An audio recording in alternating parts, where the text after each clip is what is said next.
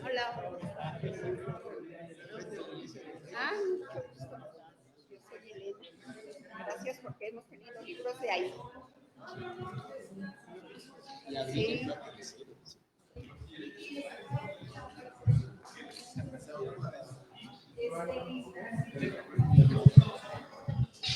Ya.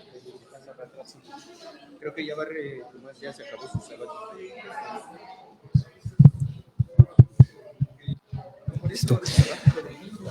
Bueno, muy buenas tardes a todas las personas presentes que nos están acompañando presencialmente, virtualmente.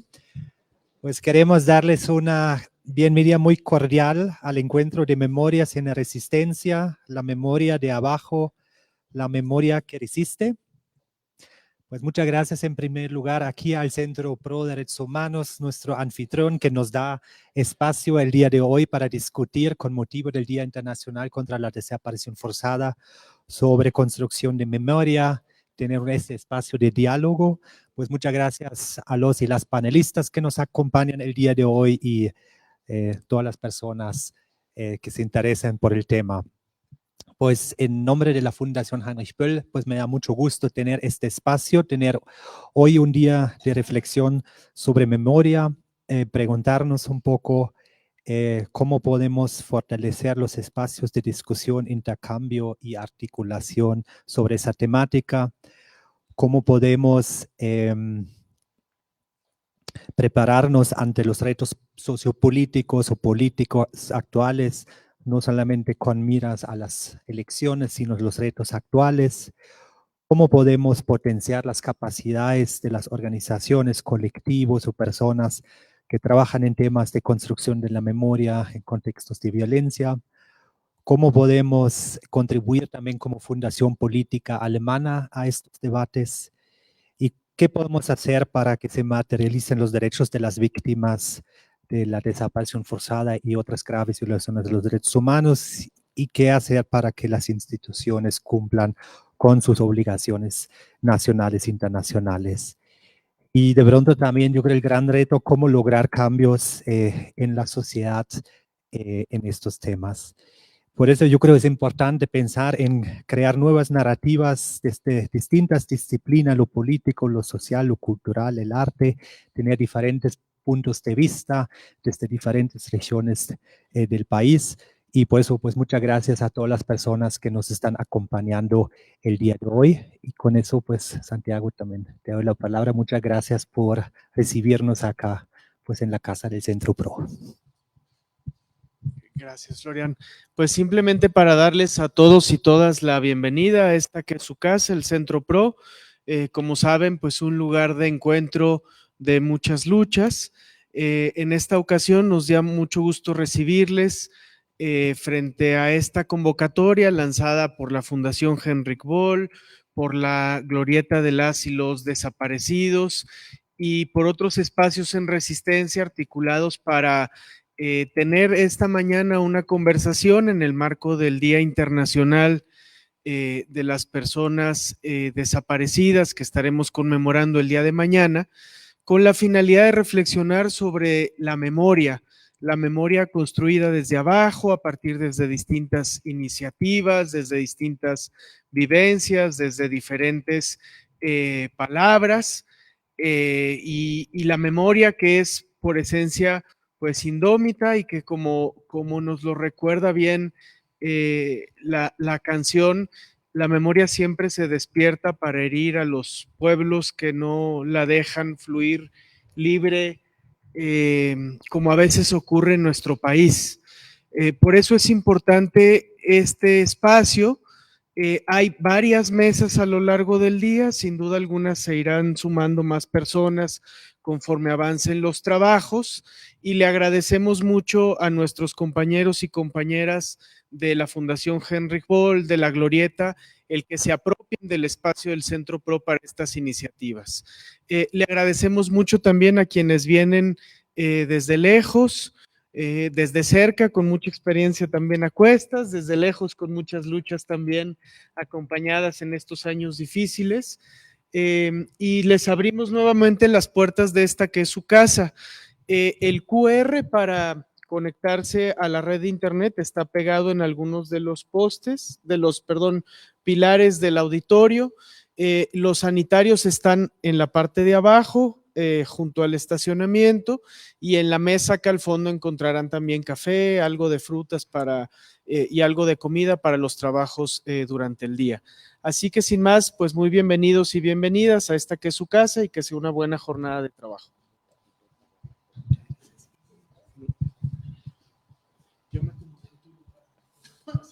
No, sí me muevo para acá. ¿Pasa acá? Pues deja ir por mis chivas.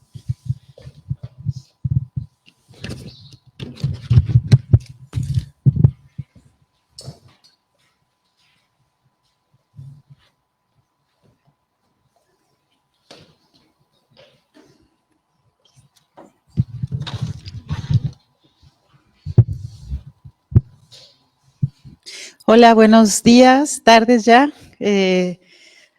A todas, todos, todes. Y bueno, antes que nada, muchas gracias por invitarme a ser parte de este encuentro y poder acompañar esta mesa que siento que va a ser nos va a nutrir mucho desde los distintos lugares y las distintas experiencias y las distintas formas de habitar la vida que hay aquí, ¿no?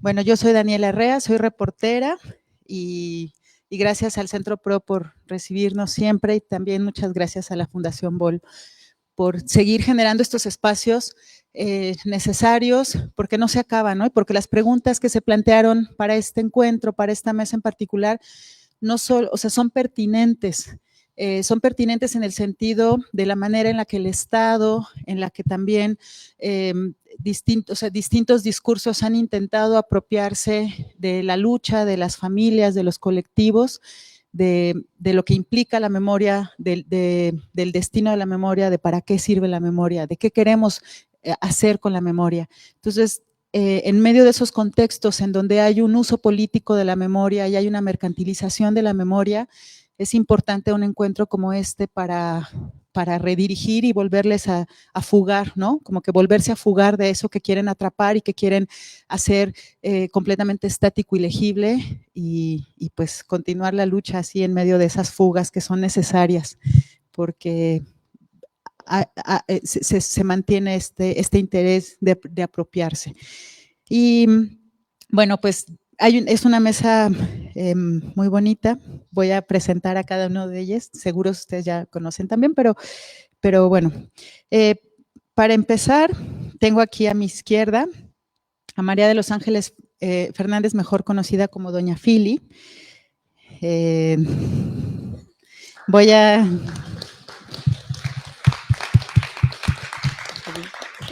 Doña Fili. Bueno, Doña Fili, muy pequeñita, llegó a Coyoacán y después a Los Pedregales, a su querido Santo Domingo, herencia que les dejó el volcán Xitle, hace muchos años que construyó ese lugar. Ahí Fili y su familia formaron su colonia a base de trabajo, dignidad y libertad. Con el tiempo se convirtió en una luchadora contra el despojo, en una luchadora por el derecho a una vivienda digna y al agua. Fue pionera de la Fundación de Santo Domingo, Coyoacán. Doña Fili es una mujer solidaria con las luchas, tanto en las selvas como en las montañas y en las ciudades. Y quisiera recordar una frase que dijo ella cuando visitó a las comunidades zapatistas, a los que nombró uno de los lugares más hermosos en los que había estado. Y doña Fili dijo: en las noches silenciosas, los hermanos le están dando vida a otro mundo. Bienvenida, Fili. Gracias. Muchas gracias. Y bueno, tenemos también a Omar Navarro Ballesteros. Muchas gracias, Omar, por estar aquí.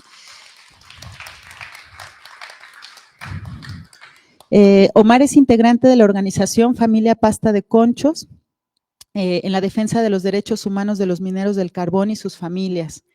Es guionista por la Facultad de Cine de la Ciudad de México y actualmente estudia licenciatura en el ITESO. ¿Sí? Bueno. Voy a retomar unas palabras que leí de Omar, a quien descubrí además como un gran escritor. Pronto saldrá su libro de cuentos para que estén pendientes y espero que venga aquí a presentarlo y que podamos platicar también de esta otra lucha que es la palabra. A veces se me olvida que los desiertos también pertenecen a la naturaleza. Es común escuchar que el verde es vida y entonces lo árido se convierte en abandono y soledad. Omar escribió esto en el contexto de la construcción del Huerto Inexplicable, un proyecto que llevaron a cabo allá en Barroterán. El nombre surgió, del Huerto Inexplicable, el nombre surgió, dice Omar, por la iniciativa de un estudiante que aseguró que todo el proceso le había parecido inexplicable y porque demostró a todas y todos que los sueños se pueden cumplir. Tiene razón, sembrar vida en una tierra lastimada por sangre de cientos de mineros muertos es un sueño real. Bienvenido, Omar. Muchas gracias.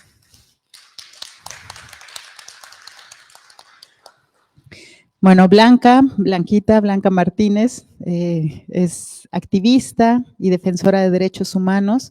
A mí me gusta pensarla como tejedora de colectivos e impulsora de organizaciones sociales. Blanca dice que nació en Torreón, Coahuila, en la tierra de los dinosaurios y los fósiles, y mientras leía esto que decías de ti misma, pensaba como todas las capas de historia que construyen nuestra historia personal y comunitaria, ¿no? Bueno, ha trabajado por todo el país de mano de distintas organizaciones, en la organización de procesos y la reivindicación de los de derechos colectivos, ¿no? Ella dice de sí misma que en el caminar de tantos años ha aprendido a enfrentarse con las autoridades, a pararse y a verlos de frente, sostenida por la dignidad y la fuerza de las luchas que acompaña. Entonces está aquí Blanca, pero junto a ella, detrás de ella, con ella están cientos de organizaciones y personas que han formado la lucha. Bueno, Blanca teje comunidades y teje también entendimientos. Esto es algo que yo he aprendido en estos años de conocerla. Para ella, la lucha social es un compromiso, una apuesta política sobre el planteamiento ético de que la vida digna debe ser el cimiento de cualquier Estado. Y bueno, muchas gracias, Blanca, bienvenida, que tu claridad nos alumbre aquí también en la mesa. Y bueno, cerramos con la presencia de Cristina Híjar, ella es del colectivo Híjar. Es maestra en comunicación política por la UAM Xochimilco, pertenece al grupo de trabajo Arte y Política de Claxo y al colectivo Híjar, dedicado a acciones estético-políticas de la memoria histórica. Tiene una gran trayectoria, es autora de muchos trabajos de escritura y también audiovisuales, como el largometraje y libro Autonomía Zapatista, Otro Mundo es Posible, de los libros 7 grupos de artes visuales de los 70, de testimonios y documentos, Calcomanías Zapatistas, Contribución a una poética latinoamericana, muchos trabajos con las comunidades zapatistas y recientemente con la exposición Girográfico que estuvo en el MOAC. Bueno, voy a retomar unas palabras también que leí que me parecen pertinentes de Cristina para traer aquí hoy. Cristina con su trabajo busca rebasar la emotividad y radicalizar la indignación, acompañar la performatividad feminista que ha visibilizado demandas con la reflexión teórica e histórica para que no se quede en la denuncia coyuntural y aislada, ¿no? Entonces, de nuevo aquí vemos una intención de tejer con el pasado, ¿no? Y con las luchas que nos han antecedido y nos han formado. Trabajar las problemáticas que nos aquejan, asumirnos como generadoras de nudos de relaciones sociales con quienes nos articulamos para cambiar el presente y futuro. Ella está a favor de la afirmación de las diferencias con una perspectiva común, sumando el proceso de reeducación indispensable para la transformación de un estado de cosas intolerable, no solo para las mujeres, sino para muchísimas otras comunidades. Y bueno, confía, cree, se empeña en los proyectos y esfuerzos a largo plazo, ¿no? Y tiene la conciencia que cualquier proyecto de futuro es un problema político. Y bienvenida y muchas gracias. Como ven, es una mesa que nos va a nutrir desde muchos lugares. Bueno, cada una de ellas van a presentar alrededor de 10 minutos para presentar lo que nos quieran compartir, y a partir de eso, bueno, ya después tendremos una conversación y algún tiempito para preguntas, ¿vale? Muchas gracias y bienvenidos. Gracias. Gracias, pues damos las gracias por esta invitación a este espacio aquí en el PRO. Y es muy importante recordar la memoria.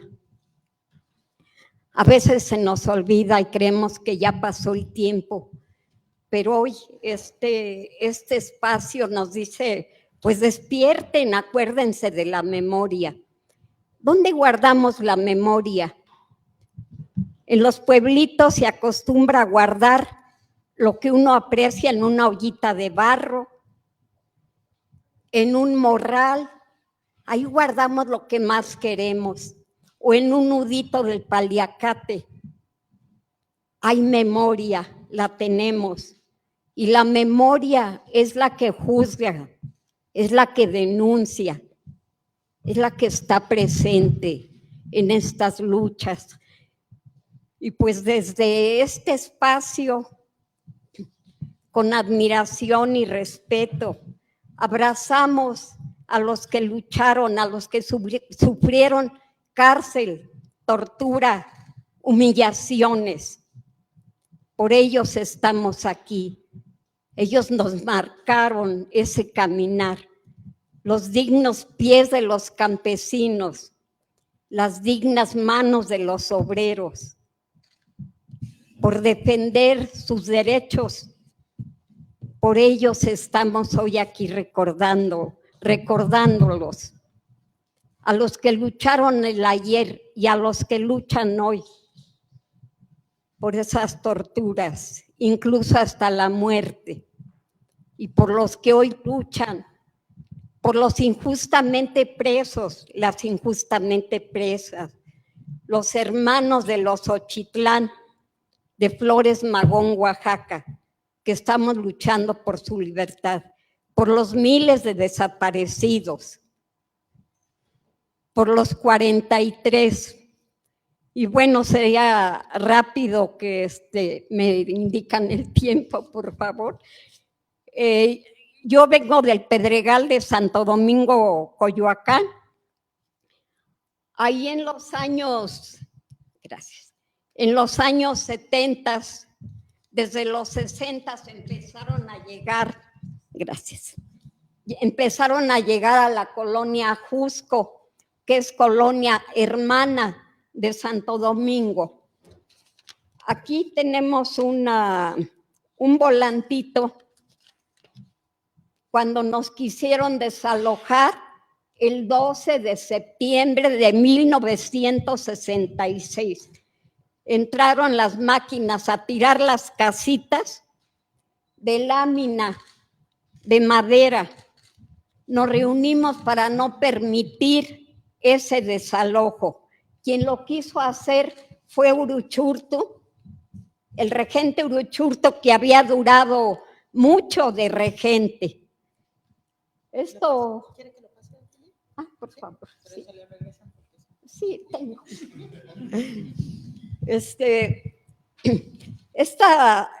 Esta historia de los Pedregales, que es también se identifica con todas las historias de nuestro pueblo. Nos quisieron desalojar, hombres, mujeres y niños evitaron el desalojo. El desalojo se quiso hacer en lo que es la planta de asfalto. Ahí tuvimos nuestra primera victoria de no ser desalojados de los Pedregales. Más tarde, los primeros días de septiembre del 71 fue la toma del Pedregal. Esta toma del Pedregal ya había pasado el 5 de julio de 1968. Nos desalojaron, pero la necesidad de la vivienda nos llevó a volver a tomar ese Pedregal de Santo Domingo, los primeros días de septiembre del 71. Estamos por cumplir también 52 años de estar ahí en los Pedregales de Coyoacán, o sea, Coyoacán conocido, Hernán Cortés no fue nada tonto, hizo su primer ayuntamiento en Coyoacán. Bueno, pues de estos, el ir y venir en muchas luchas nos llevó a hacer caminos, a construir, con la amenaza siempre del desalojo. Cuando vieron que el trabajo colectivo es muy fuerte y tiene una gran grandeza y que todo se puede hacer, nuevamente trataron de desalojarnos, lo cual evitamos. Tuvimos que ir a la Cámara de Diputados, como lo indica en el volante. En Pedregales se utilizaba mucho la dinamita para romper la piedra.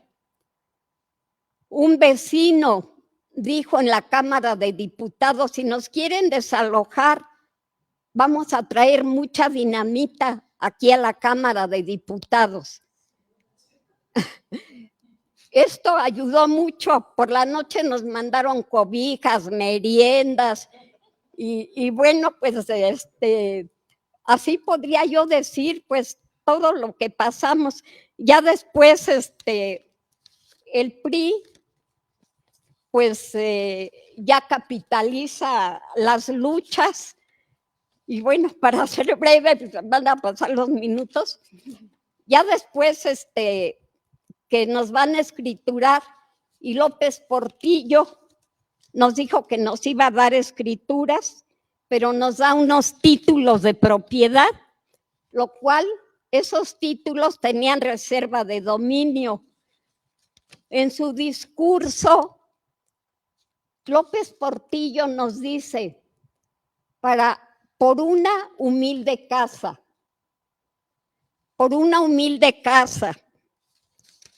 Esto era lo que nos repartían, capitalizando y oficializando el trabajo, oficializando la memoria. Veamos, esto era lo que repartían. Bueno, la lucha siempre siguió presente. En un momento nos pedían planos, que nosotros teníamos que presentar planos, pues de dónde íbamos a hacer los planos, si nos llegaba a construir nuestro abuelito o el tío, algo, de dónde íbamos a sacar planos.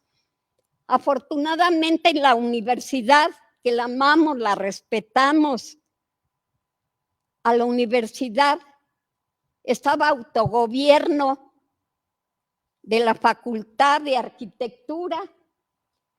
Ellos son los que nos hicieron los planos. Y a cada lucha que se daba el gobierno siempre sacaba algo para contrarrestar. Más tarde, que ya había caminos, ya había calles, bueno, ya entraba la Coca y el Bimbo, ¿no? También. Y bueno, después aparece Solidaridad. Aparece Solidaridad de Carlos Salinas. Para este tiempo yo era jefe de manzana, porque siempre decían, pues que sea doña Fili, ¿no? La jefe de manzana. Ya aparecí yo del porfiriato ahí, siempre siendo jefe de manzana. Entonces esto se lo repartían a los jefes de manzana. Y yo le dije a las señoritas, está tan bonito, mejor dénmelo y yo luego lo pongo, si no se va a llenar de mezcla, se va a ensuciar. Y bueno, esto es lo que repartían. Así podría yo mostrar varias cosas de que nos decían la solidaridad, o sea, nos quitaron la palabra solidaridad, que es una palabra tan fuerte para los pueblos, el ser solidarios entre nosotros, como se hizo en los Pedregales, el comunitario, nuestros hermanos zapatistas, que hoy están en la autonomía, pues fue un poquito lo que se vivió en Pedregales, el ayudarnos en todos. Las personas mayores nos abrigaron, nos curaron, nuestras hermosas parteras recibieron a nuestros niños. Esa es la solidaridad, pero también la oficializaron. Se han quedado con el dinero, con la riqueza de México, como lo han hecho en otros países, con la riqueza mundial. Y hoy nos dicen, primero los pobres.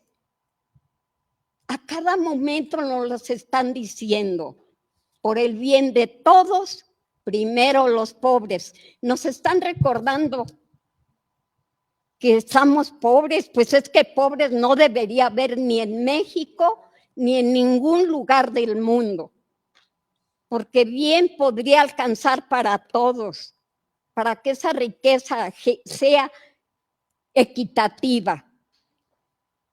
Surgen las guerrillas. ¿Por qué surgen las guerrillas? Porque no había otro camino. Por eso surgió la guerrilla. Hasta cuando un pueblo tolera la injusticia y se levanta, surgen estas luchas. Surge la lucha de doña Rosario. Ahí la apoyamos en ese huelga de hambre en la catedral, precisamente el día de ayer, fue aniversario, el día de San Agustín, es cuando se hacían las huelgas en catedral. Si nos quitaban, nos íbamos a la de San Hipólito, que hoy es que hoy es la de San Juditas. Dicen que San Juditas le hizo la toma a San Hipólito, ¿no? Y bueno, pues son estas luchas, pues con Salinas, que creíamos que ya no nos levantábamos, pero surge el ejército zapatista y pues aunque sea en poco estamos acompañando todas las luchas de nuestro pueblo. Muchas gracias por esta invitación y gracias por esa memoria que hoy florece y florece en este espacio. Y de aquí va a brotar la semilla para ser libres y dignos todos, el pueblo de México y todos los pueblos del mundo. Muchas gracias. Gracias.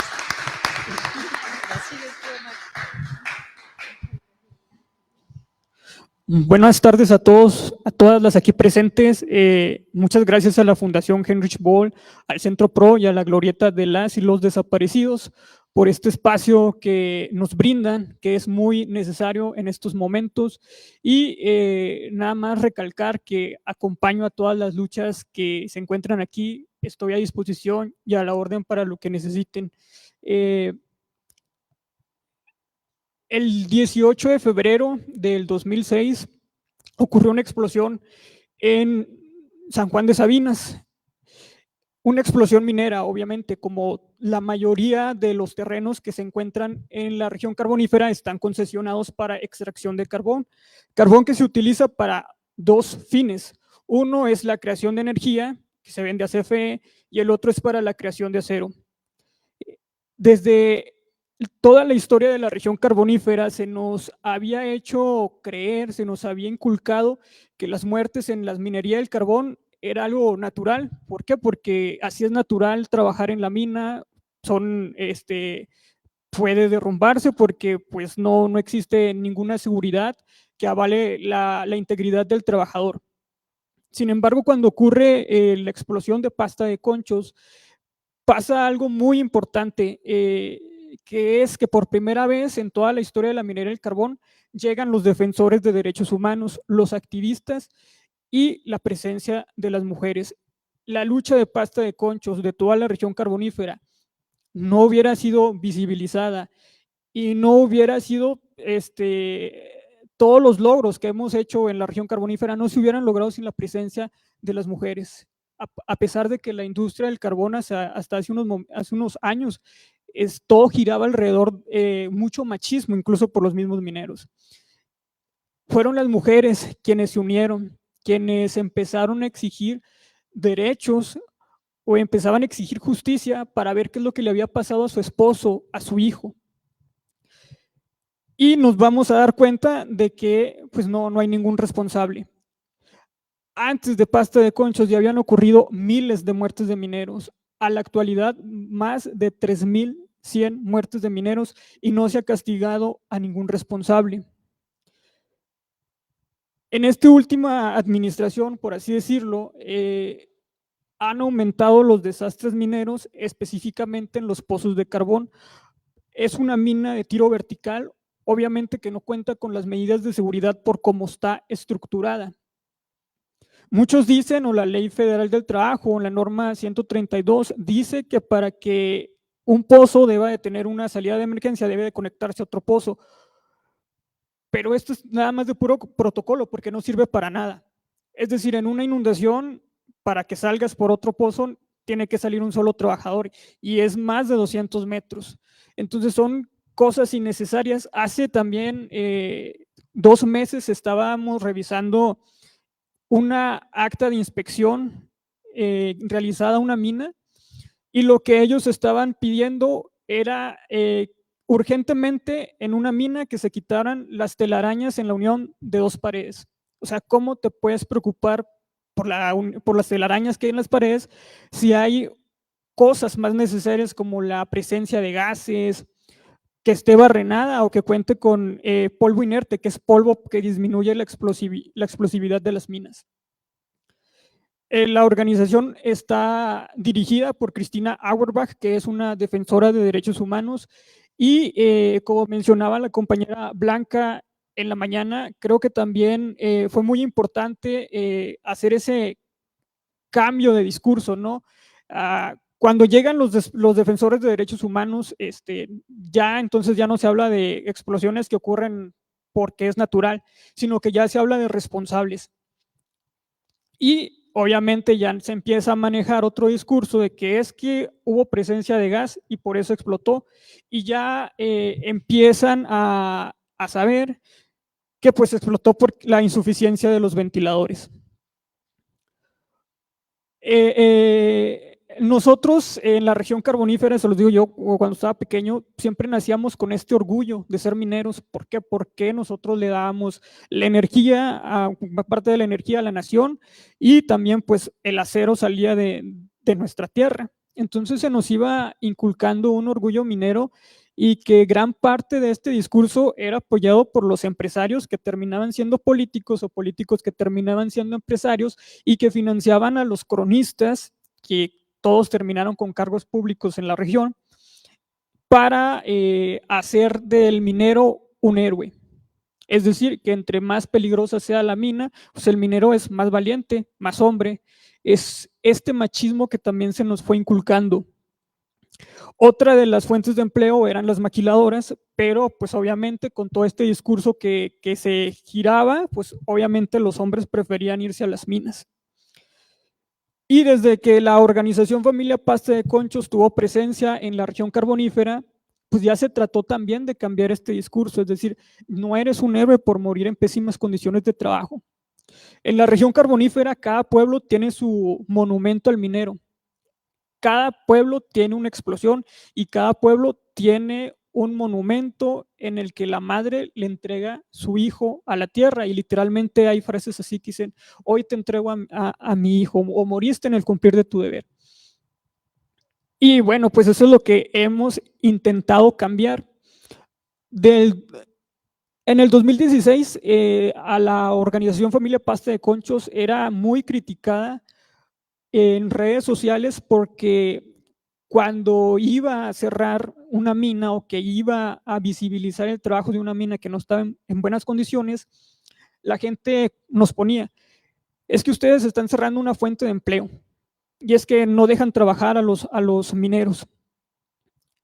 Y desde el 2020, 2021, que otra vez hemos estado visibilizando y denunciando la minería que funciona de manera precaria, ya no se les juzga así, ya no se nos juzga así. Es decir, que ya se está cambiando también la manera de pensar de todos los habitantes de la región carbonífera. Sin embargo, debemos de hacer memoria, porque uno pensaría que, bueno, si Pasta de Conchos fue un evento catastrófico de una magnitud muy inimaginable, de la cual todavía 63 compañeros mineros se encuentran atrapados y llevamos 3 sexenios intentando que se rescaten, uno pensaría que ya no podría pasar otra desgracia, ¿no?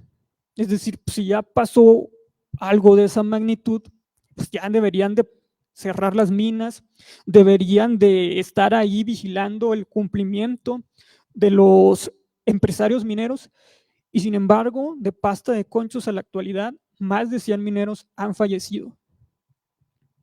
Las autoridades dicen como que trabajan en cada que hay elecciones en los municipios ahí en la región carbonífera, el mismo discurso: vamos a diversificar la fuente de empleo. Así nos decía la actual alcaldesa de Musquis, y terminó vinculada a grandes sumas de dinero porque su familia pues le entró a la minería. Entonces, es muy importante nosotros como región carbonífera conocer la historia. Dice una frase: quien no conoce su historia está condenado a repetirla, y sin embargo nosotros la conocemos y se está repitiendo. Entonces, hay funcionarios, hay involucrados que deben de aceptar su pedazo de responsabilidad y no dejarlo todo esto como que es que la minería es fuente de empleo. Bueno, pues es que esa fuente de empleo nunca se vio reflejado ni en un cheque ni en la calidad de vida de los mineros.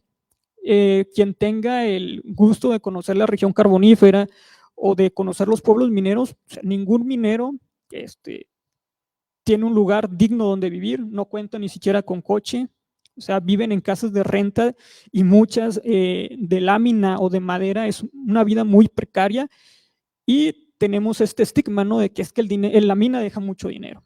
Y pues eso sería todo de mi parte. Muchas gracias.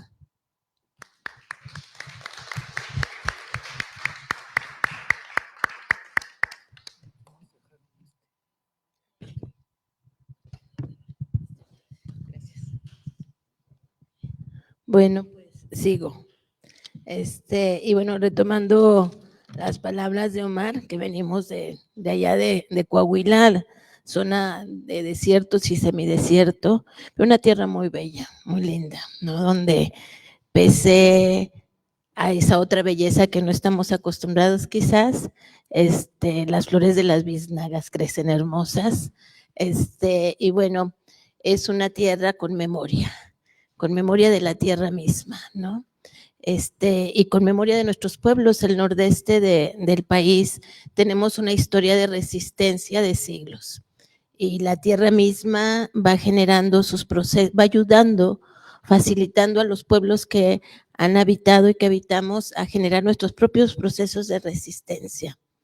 Y bueno, desgraciadamente en los últimos 20 años, el nordeste del país nos vimos en otro meteorito, ¿no? No el que cambió el modo en cómo está organizada ahorita la tierra, y desgraciadamente se murieron los dinosaurios bonitos, quedaron otros que no son solo de allí, pero bueno, la disputa del Estado por el Estado mismo, con la guerra contra la delincuencia organizada, sometió a nuestros pueblos en el nordeste, que ya se estaba dando en otros lados, pero en esta última etapa, en estos últimos 20 años, la disputa por el control del territorio vía la acción decidida de un actor que no había aparecido en la disputa del Estado mismo, como son los grupos de la delincuencia organizada como parte del Estado.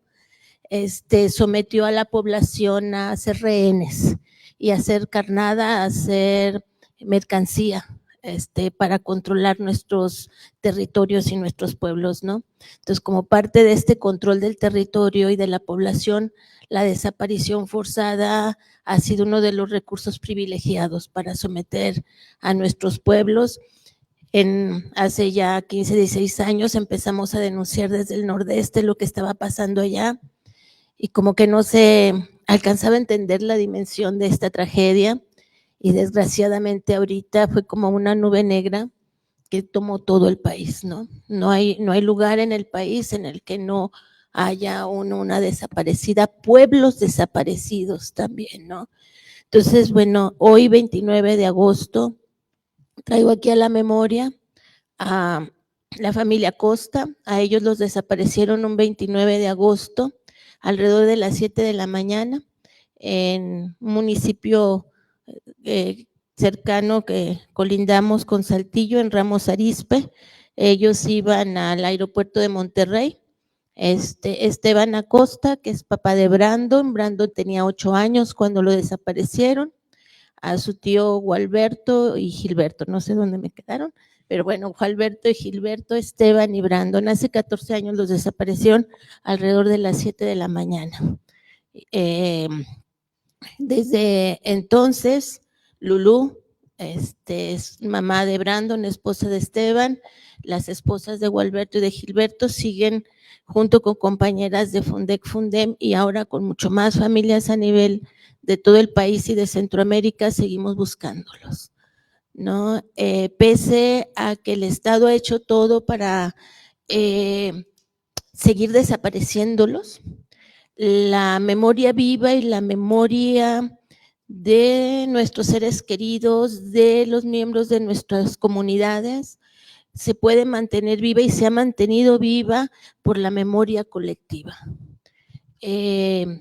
Y quisiera abordar más esta parte en este foro, ¿no? La memoria, como ya lo decía la compañera, la guarda uno en su morralito, en su corazón, en su cuerpo, en nuestros espacios, en nuestras paredes, en nuestras esculturas. En los pueblos mayas peninsulares, por ejemplo, hacían esculturas de sus gobernantes, y para dejar en la memoria del pueblo, cuando un gobernante había sido mal gobernante, perforaban las esculturas, justo para que el pueblo no olvidara que ese había sido un mal gobernante. Entonces, todos los pueblos tenemos la manera de dejar siempre un dato, un signo, pero la memoria es responsabilidad colectiva. La memoria se construye, se crea, se mantiene en la historia, a partir de los pequeños colectivos, que es desde el colectivo de la familia, puede ser, o de los clanes, o como en el desierto, que somos más, nos juntamos 15 y ya nos sentimos masa, ¿verdad? Entonces, desde cualquier espacio colectivo comunitario es donde la memoria puede ser posible. Y la memoria tiene que ver sí o sí con la posibilidad de dar nuestra propia palabra de la historia misma y de la historia de nuestros pueblos. Ahorita que están con esta otra banalización desde mi punto de vista de la memoria, con la iniciativa de la ley de memoria, es institucionalizar, es así como ustedes nada más piensen así, y además para lo que yo les doy, les voy a dar 5 pesos para que hagan una cosita, ¿no? Es una manera de institucionalizar, ¿no? Pero también es una manera de aniquilar a nuestros pueblos. Es imponernos una manera de pensar de nosotras mismas, de pensar nuestro caminar, de nombrar nuestra historia y nuestra vida como la sabemos y podemos nombrar, como la sabemos y la podemos expresar. Y por lo tanto la memoria es un acto netamente revolucionario. Y por eso es tan importante tratar de cosificarlo, de institucionalizarlo, porque puede ser muy peligroso. O sea, los pueblos que pierden la memoria, que pierden y niegan su historia, estamos condenados a la muerte, ¿no? Pese a que vivimos en un estadio de muerte. ¿Quién va a generar posibilidades de resistencia? ¿Quién va, como platicamos hace rato, por ejemplo, las compañeras de familia de pastas de conchos en el 2009 nos decían, no acepten lo que Humberto Moreira les va a ofrecer padrinos y madrinas para que se desorganicen y se dividan, ¿no? Y entonces es también el aprendizaje que se transmite, las luchas y resistencias que pueden servirnos para caminar y para poder seguir revirtiendo y enfrentando la política de muerte que desgraciadamente nuestros pueblos se han visto sometidos históricamente. En estos 2 décadas, últimas 2 décadas, pero medio siglo por lo menos, de una sistemática violencia por la desaparición forzada en nuestro país, que el Estado mismo la reconoce, aunque ahorita de nuevo se andan peleando, no se andan peleando, juegan perversamente con los datos de las y los desaparecidos, pero el Estado mismo reconoce casi 250,000 de personas desaparecidas en medio siglo de historia, cuando se reportan como el 2 o el 3% de los delitos en el país. Entonces estamos hablando de una política sistemática.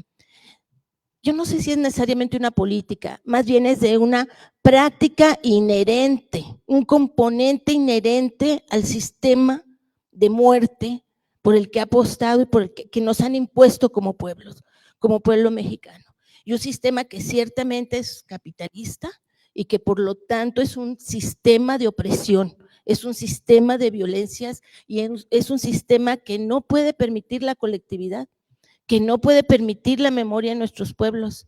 En el 2005 hubo un informe del Departamento de Estado de Estados Unidos que decían que en el 2005, fíjense, ya hace un ratito, hace unos añitos ya, todavía no nacías, decían que había tres componentes de preocupación a la seguridad nacional de Estados Unidos.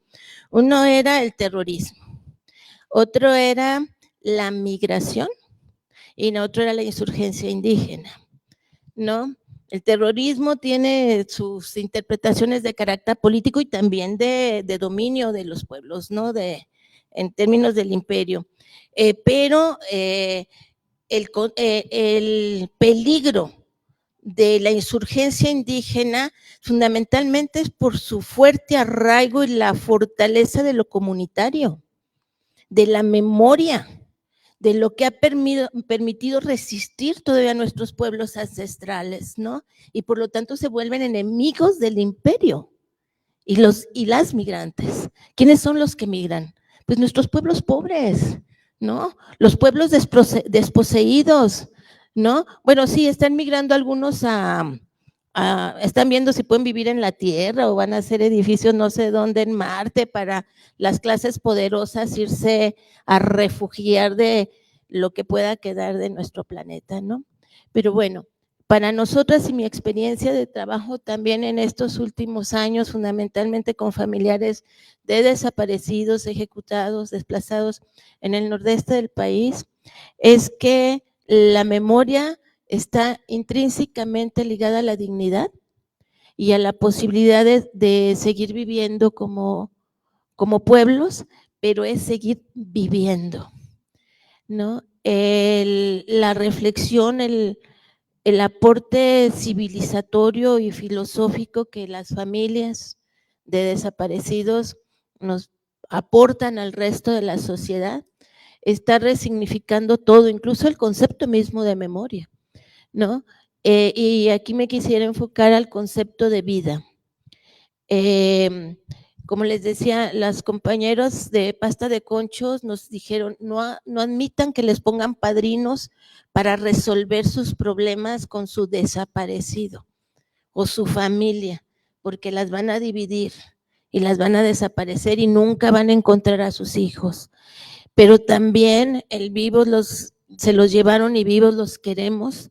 Los recuperamos también de la lucha de las madres de Eureka, de las madres de AFADEM, de las madres del continente, del Cono Sur, de las luchas de las mujeres y de los pueblos de Centroamérica, ¿no?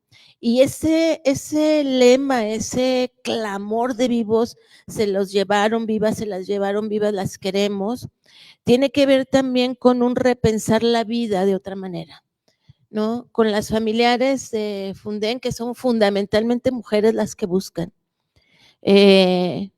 También hay hombres, pero es una fuerza netamente femenina que transgrede lo instalado, que brinca de lo privado a no a lo público, a todos los rincones, a todo el espacio.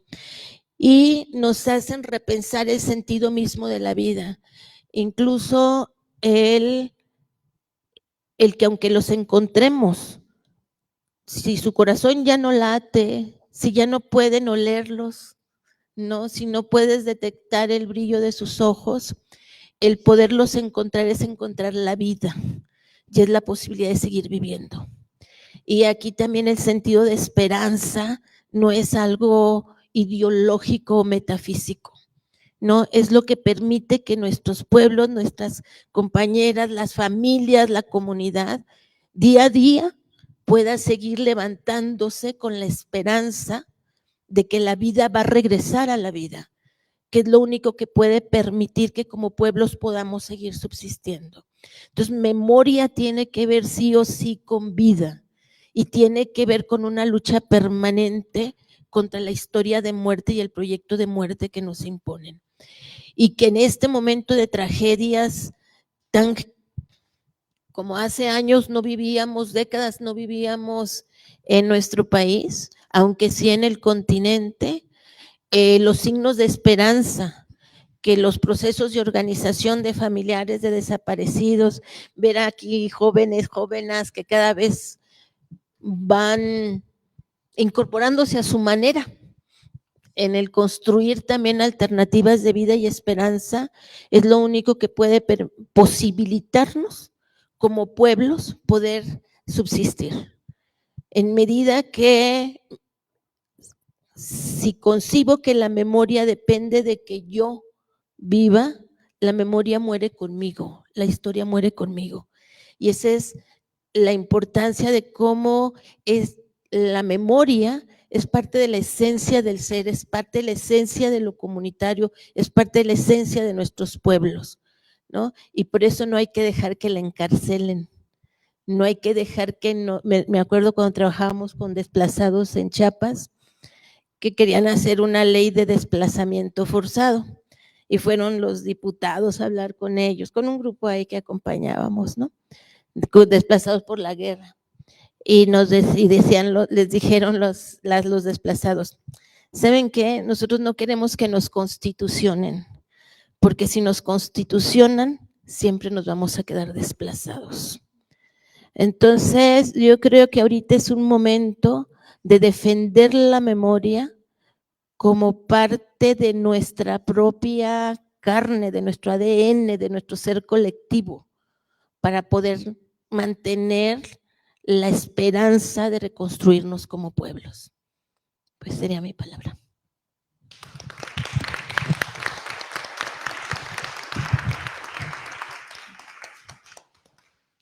Gracias, buenas tardes a todos y a todas.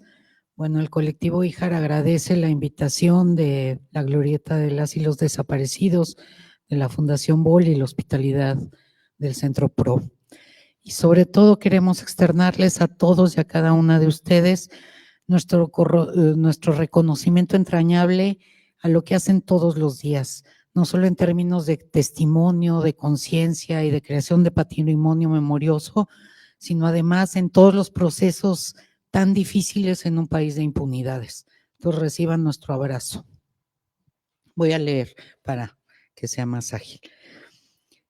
Efectivamente, la memoria está en disputa y lo atestiguamos todos los días, no solo en los múltiples y constantes empeños realizados en difundir, exigir, denunciar y conmemorar acontecimientos, personas y lugares que importan socialmente en el transcurrir histórico de este país, sino que además tenemos que estar imaginando estrategias constantes de defensa de nuestros símbolos y espacios de memoria en riesgo constante.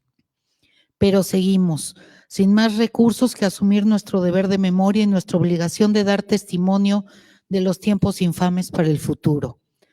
Pero también para y en el presente, porque constituyen acciones contra la indiferencia y la anestesia social generalizada. Somos una comunidad político-afectiva en lucha constante.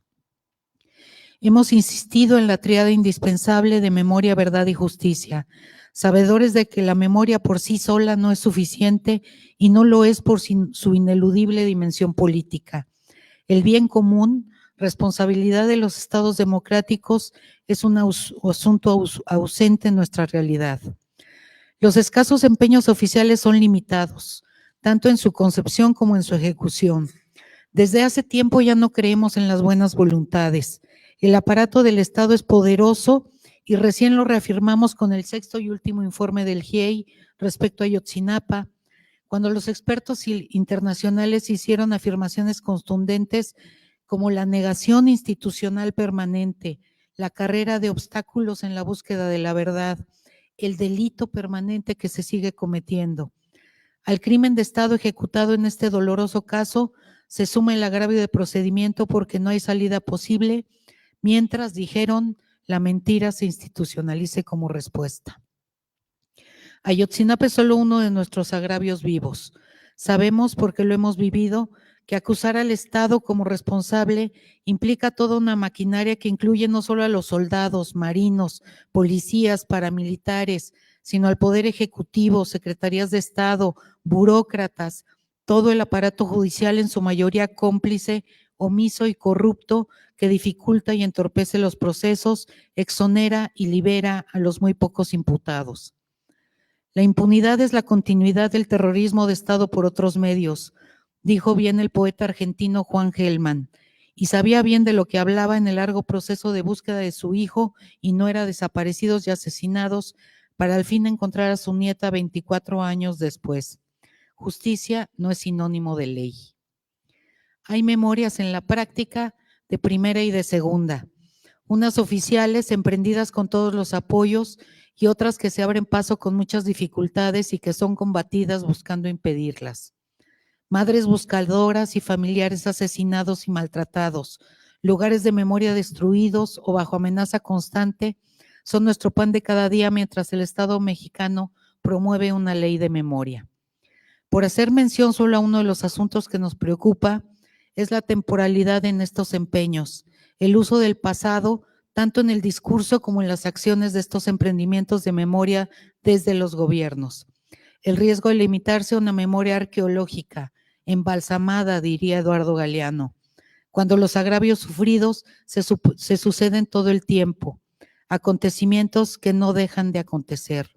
¿Cuándo es el pasado? ¿Quién determina lo memorable? El presente se atropella todo el tiempo y las instituciones estatales que debieran ocuparse de todo al mismo tiempo son, por decirlo menos, ineficientes. Tiempo de buscar, tiempo de encontrar, tiempo de hacer justicia, tiempo de reparar. Todos tiempos necesarios hoy. Necesario rebasar las medidas simbólicas de iniciativas, pronunciamientos y acciones de memoria vana que no cuentan con el cobijo comunitario indispensable. Tomar la perspectiva de las víctimas implicaría la promulgación y operación de leyes y mecanismos ejecutivos reales y efectivos, generando un marco social, político y jurídico de reconocimiento y dignificación de las víctimas. Entre ello, muchas leyes, algunas existentes pero inoperantes y otras necesarias. Nos preguntamos en dónde están los supuestos 1,000 millones dados a la Comisión Nacional de Búsqueda. ¿Qué hacen las comisiones estatales, las brigadas forenses móviles? ¿Qué avances hay en las 2,400 y pico de fosas que ellos reconocen? Ellos tienen prioridades. Darán 10,000 millones a 7 partidos políticos para sus campañas 2024. Y por supuesto algo indispensable, instituciones y aparatos gubernamentales fuertes, profesionales, incorruptibles, empezando por el Poder Judicial encargado de las investigaciones e impartición de justicia, con la necesaria reparación de los daños en todos y cada uno de los agravios personales, comunitarios y sociales sufridos. Sueños guajiros hoy en México. ¿De qué sirve una ley de memoria en un país de impunidades? Ninguna recomendación de organismos internacionales ha sido atendida. No hay ningún proceso de reparación en curso y ya no digamos de castigo a los responsables y de garantías de no repetición. Citando al subcomandante Marcos, ¿quién tiene que pedir perdón? La experiencia nos da la razón en nuestra desconfianza, escepticismo y rabia.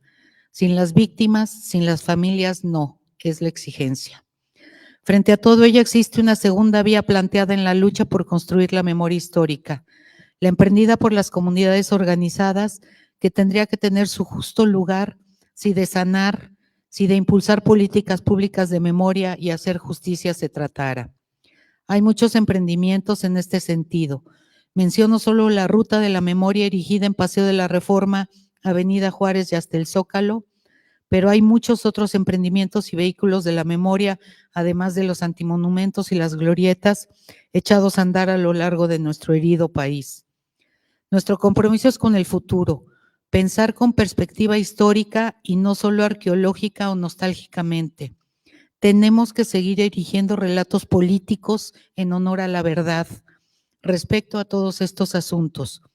Contra los pasados sin pensamiento crítico, la memoria reflexiva en acción, educativa e inscrita en la historia contemporánea.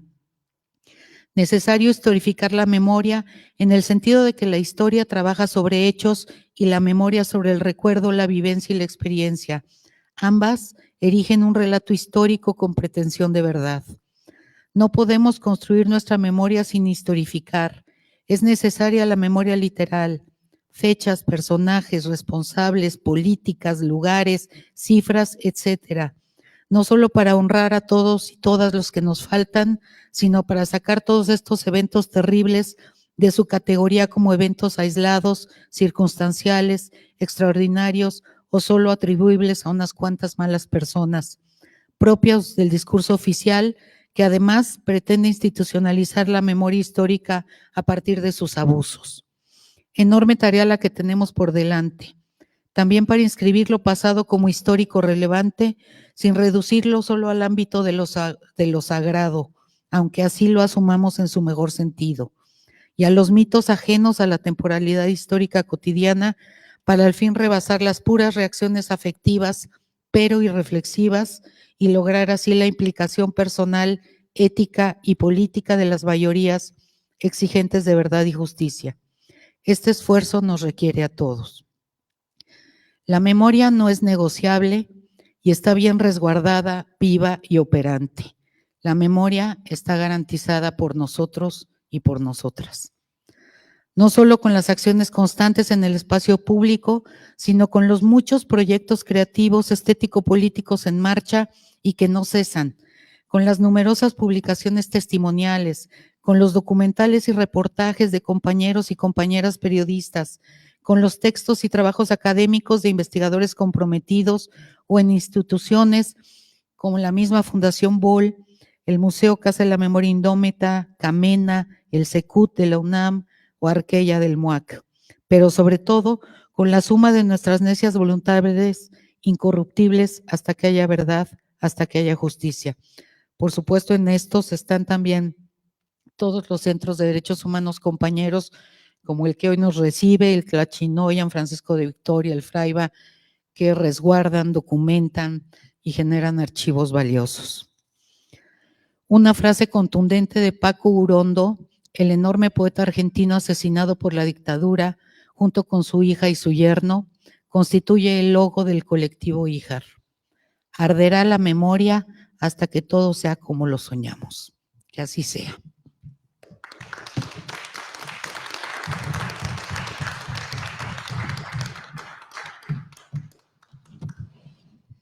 Muchas gracias, Fili, Omar, Blanca, Cristina, por lo que nos han compartido. Voy a retomar algunas cosas antes de pasar a una pregunta y después si hay una o dos preguntas en la mesa.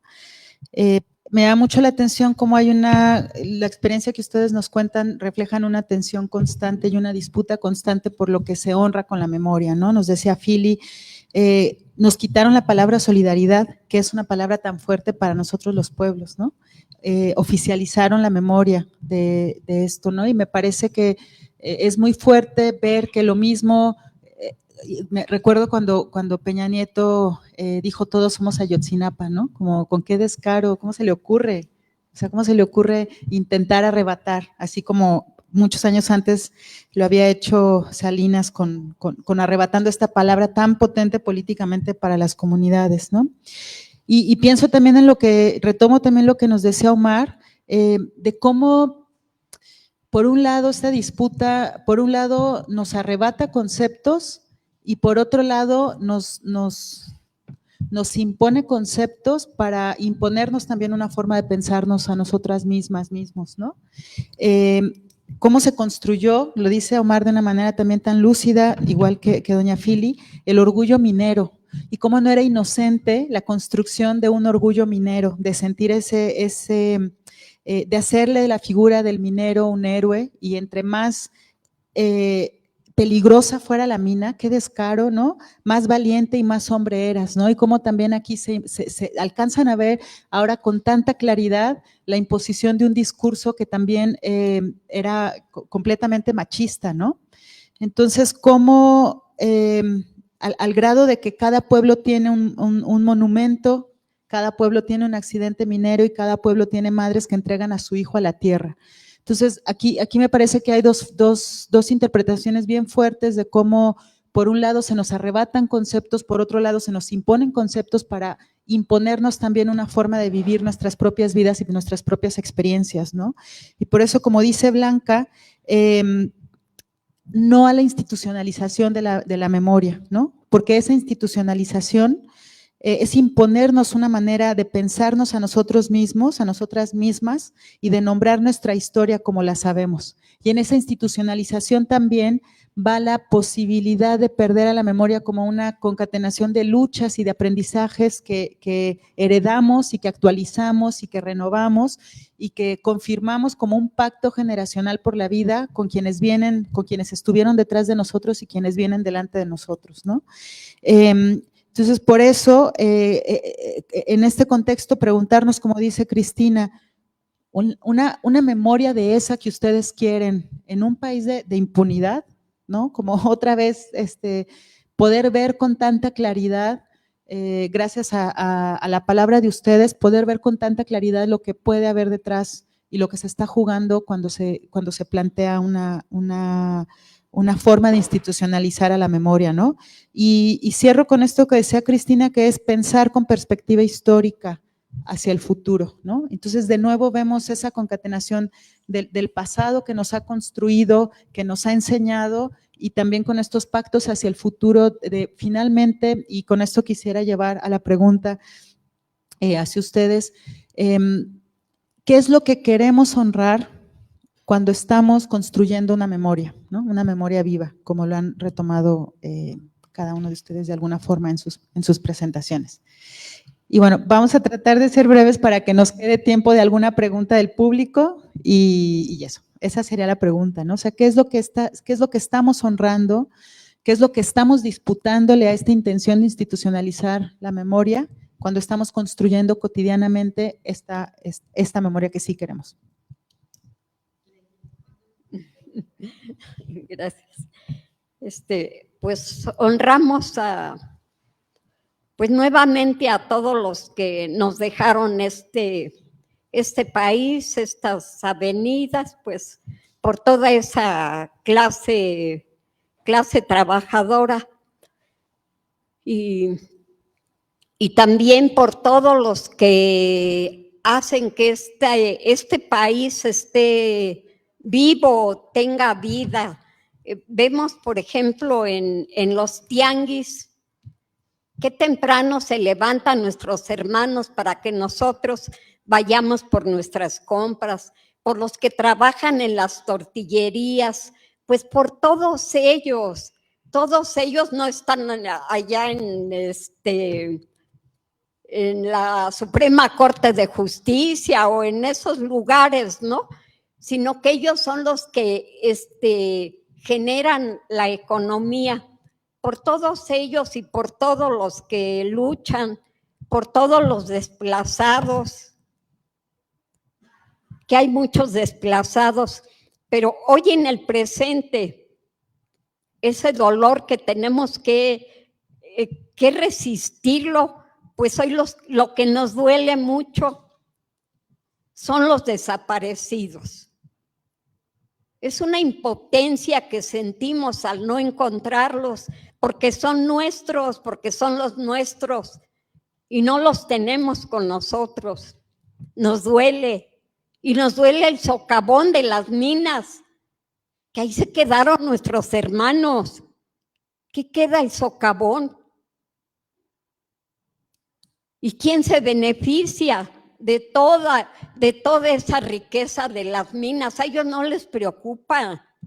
Ellos nunca se van a preocupar por nuestros hermanos. Por eso hoy honramos a todos los que luchan para mantener la vida en este país. Gracias. Muchas gracias, Fili. Pues se honra también la exigibilidad que tenemos nosotros como sociedad, es decir, política, que es lo que nosotros queremos impulsar, que durante mucho tiempo estuvieron invisibilizados los derechos humanos, las desapariciones, todo lo que lamentablemente hoy se está haciendo visible, que desde un tiempo acá hemos sido constantes, ¿no? Y también la exigibilidad jurídica, esa que termina siendo muy burocrática y que muy pocas veces termina llegándonos. Pienso que se honra la memoria de aquellos que están solos también y que por alguna razón no hay alguien que luche por ellos. Es como la novena tan famosa, ¿no?, que tiene la Iglesia Católica, que se llama Ánima Sola, que es para que tú le reces, ¿no?, a una persona que lamentablemente no tiene a nadie. Pienso que también nuestras luchas visibiliza, ya me confundí, visibiliza a todas aquellas personas, mujeres y hombres, que por alguna razón no pudieron acceder a la justicia y que gracias a nuestras luchas hoy tienen memoria. Bueno, pues en la misma sintonía, honro a las mujeres y hombres que hicieron este camino de lucha, que tumbaron monte, que entregaron sus vidas, que soñaron que otro mundo podía ser diferente y que me permitieron y nos siguen permitiendo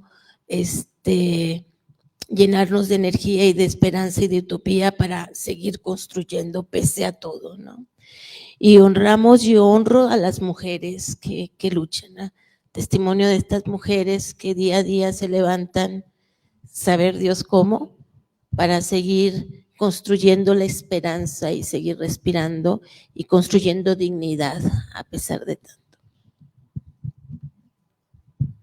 Pues sí, me sumo a lo que han dicho aquí en la mesa.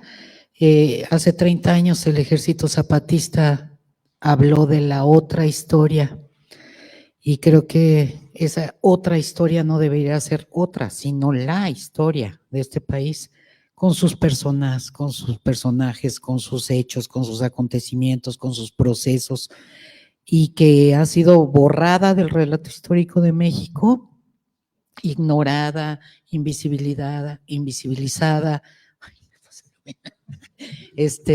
maltratada, despreciada. Entonces, toda esa historia, que también es la historia de México con todos ellos, pues tenemos que reivindicarla y traerla al presente. Y por supuesto, honra a la verdad, que debiera ser nuestra orientación primera, como ideal, pero también como una cosa que puede suceder, puede tener su parte práctica y operativa para entonces sí exigir justicia. Entonces, pues la memoria se dedica a decir todo el tiempo, aquí pasó algo que importa, aquí pasó algo que socialmente importa, que como país importa, que en la historia nacional importa. Entonces creo que a todo eso apunta. ¿Tiene alguna pregunta? Sí. Sí, se oye, sí. preguntarle a Jorge, bueno, hemos seguido las noticias de que no solo, y ese era un compromiso del gobierno federal de Andrés Manuel, hubo 3 compromisos claves que esta administración iba a solucionar, que el tema de Ayotzinapa, el tema de ABC y el tema de pasta de conchos, que era el rescate de los cuerpos. No solo no los ha rescatado, sino que hubo otro derrumbe en el que hay otros 10 que no han sido rescatados, y sin embargo la fórmula fácil del gobierno, en donde se nota la estrategia de cambalachar, digamos, la memoria por la justicia, es la construcción del memorial en contra de la voluntad de los familiares. Que nos pudieras ampliar un poquito este tema, porque, pues bueno, Pasta de Conchos se ha planteado bloquear, impedir el memorial hasta no avanzar en la parte del rescate, ¿no? Bueno, efectivamente, ninguno de los familiares accedieron y permitieron, ¿no?, que se realizara un monumento dentro de las instalaciones de Pasta de Conchos. Y como mencionas, en junio del 2021 ocurrió Micaram, que es un desastre minero. Ahí se rescataron los 10 mineros que fallecieron, y el año pasado en el Pinabete, en 2022, quedaron atrapados otros 10 mineros. Entonces, hay que recordar también que en la historia de la minería, durante el Porfiriato, no se rescataron, creo que como 500 mineros. De ahí nos pasamos en el 76 y se dejó sin rescatar a uno, de Grupo México. Después, en el 2006, de Grupo México, Pasta de Conchos. Y en el sexenio de Andrés Manuel López Obrador le sumamos otros 10, lamentablemente. Hay que mencionar también que Grupo México en esta administración ha sido una de las empresas que el presidente ha favorecido también con proyectos. Uno de ellos es la construcción del Tren Maya, ¿no?, en donde un tramo le pertenece a Grupo México. Uno también de los compromisos que así estaba acordado eran las medidas de no repetición. Sin embargo, los accidentes han demostrado que han hecho caso omiso.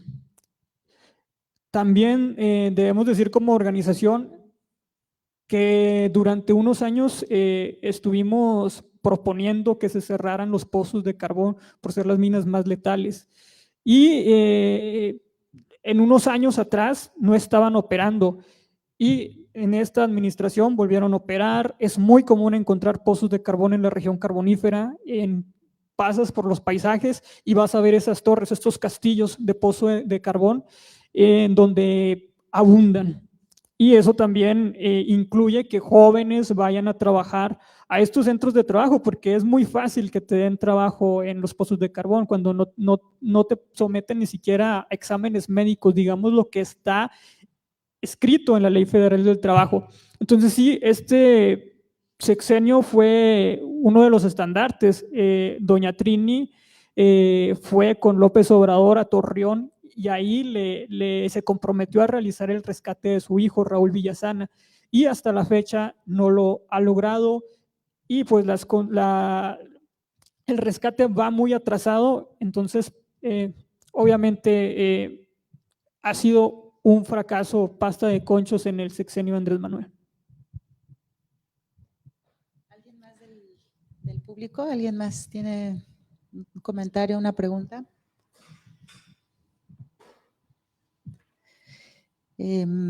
Pues, si quisieran ustedes… ¿quién allá? Perdón. ¿Tienes micro? Gracias, Cristina. Hola.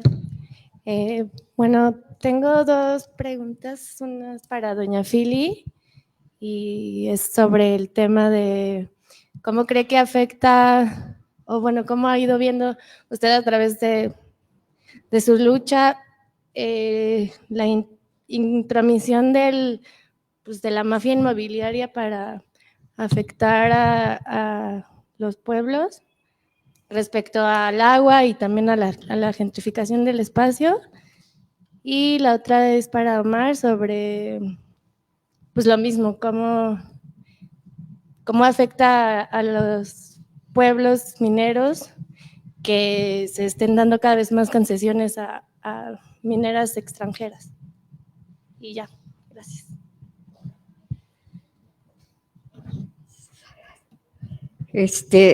Bueno, sí, totalmente. Sí, también pues estuvimos en la defensa del agua. También desafortunadamente en el 23 de diciembre, 23 de diciembre del 2013, Mancera le dona la planta de asfalto a Simón Levy para hacer la ciudad del futuro. Esto sabemos que este es un mensaje también del desplazamiento, si lo quieres decir, el desplazamiento también, y no valorando toda esa lucha de los colonos, el querer hacer la ciudad del futuro. Ahí viene otra lucha, o sea, en el 66, pero más después nuevamente otra vez. Hay que resistir y resistir siempre, y no solo es en Pedregales, es en todo el territorio. Antes decíamos, bueno, pues vendo y me voy al cerro y ya otra vez, pero hoy se están apoderando de los cerros, no se diga de la selva. Ya lo decía el compañero, ¿quién se beneficia? ¿A quién están beneficiando con el Tren Maya? En Pedregales querían hacer la ciudad del futuro, por lo que viene otro levantamiento de los vecinos que son los que salieron, hombres, mujeres, niños, a decir no queremos la ciudad del futuro. Nos fueron a apoyar de muchos lugares para que no se hiciese la ciudad del futuro. Más tarde, en el 2014, llegan las inmobiliarias a construir la inmobiliaria, a tapar un manantial tan diáfano, tan cristalino, donde también tuvimos mucho apoyo de todas las delegaciones, hoy alcaldías. ¿Qué pasó? Desalojaron el plantón que tardó ahí, desalojaron el plantón y con la policía ahí construyeron la inmobiliaria de los hermanos Chabot Cherén. Ellos están en todos lados, o sea, la vivienda no es de carácter social, que digamos es para nuestros jóvenes, para los futuros jóvenes que van a formar una familia, no es vivienda de carácter social. Hoy son para las inmobiliarias, para quien lo pueda pagar, pero no hay un programa real para la vivienda para nuestro pueblo.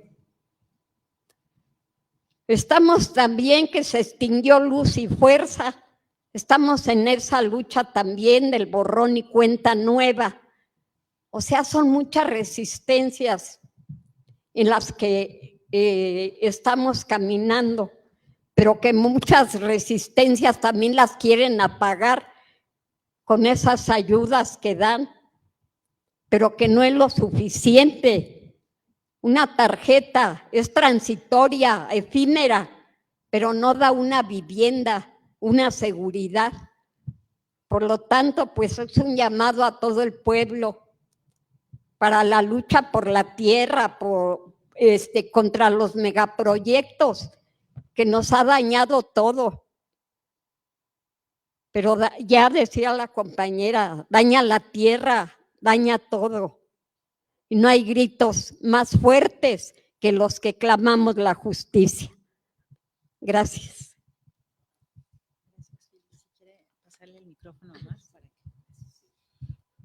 Pues yo creo que lo más importante que tiene un pueblo, una comunidad, es su identidad y su cultura. Entonces, siempre que viene una empresa extranjera, una minería extranjera, lo primero que hace es acabar con ese estilo de cultura. Y cuando obviamente, por obvias razones, cuando la comunidad se niega o no está de acuerdo en que una empresa extranjera vaya y haga con su comunidad lo que quiera, pues obviamente se crea un conflicto por parte de las mineras extranjeras y se crea un entorno de violencia que en su parte es, digamos, permitido por el Estado, ¿no? Porque pues si tienen el permiso del Estado, se crea ese entorno hostil. Entonces creo que me parece lamentable que sigan dando este tipo de concesiones y que no aseguren políticas públicas para los pueblos indígenas, para las comunidades rurales, que también en las últimas administraciones han sido ignoradas constitucionalmente, ¿no? Si tenemos 4 artículos que son muy precisos en la Constitución, que dicen que se debe de estar de acuerdo con lo que digan las comunidades mineras y que al fin y al cabo no hagan caso o las ignoren, pues es algo muy lamentable. ¿Quisieran agregar algo más, Blanca, Cristina?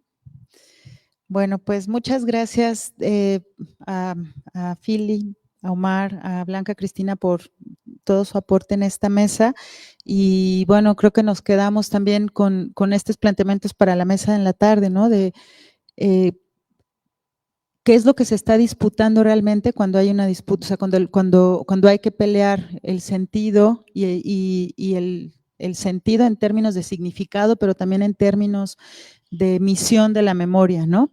Porque entonces si lo miramos así, podemos que no se quede solo en una cosa, o sea, podemos verlo de una manera no ingenua cuando se está tratando de institucionalizar la memoria del Estado, ¿no? Entonces esas preguntas que surgen a partir de la conversación de ustedes creo que son importantísimas para poder pensar qué hay detrás de este intento de institucionalizar la memoria, ¿no? ¿Qué es lo que se está disputando realmente cuando se quiere, por un lado, arrebatar conceptos, por otro lado, imponer maneras de pensarnos y de vivir nuestras propias historias? Pues muchísimas gracias de nuevo aquí al PRO y a la Fundación por esta mesa. Gracias. Bueno, pues un aplauso para la mesa.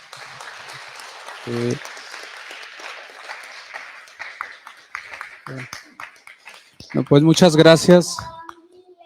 Más 43, nos faltan miles.